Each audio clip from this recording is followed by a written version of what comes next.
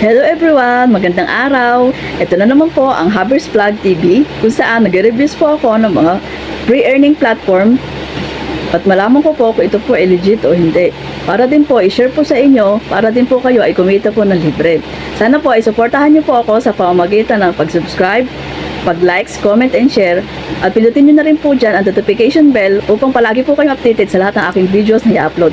Okay po, maraming po salamat! Only with you, the world feels right. You turn my days into golden light. So guys, kung gusto niyo po malaman kung paano ang paraan ng pagkuha natin ng cashback kay Shopback ay ganito lamang po. So pag mag-order po kayo, halimbawa po sa market na orderin niyo po ay ang TikTok po. Punta po ay sa TikTok.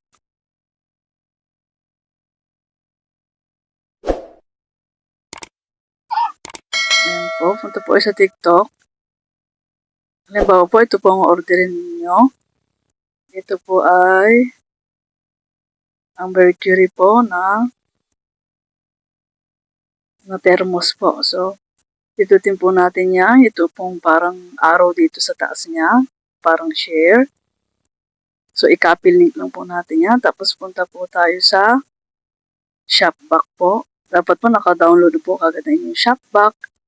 At gumawa po kayo doon ng account po ninyo. So, punta po tayo dyan. So, ayan po. So, ito po yung kanyang dashboard dyan, yung home niya. So, may makikita po kayo rito sa tabi ng search bar niya na parang magkadugtong na dalawang bilog na yan. So, pipindutin niyo po yun. Tapos pindutin niyo po rito. May makikita, may lalabas po yun na paste link. So, pindutin niyo po yung paste link.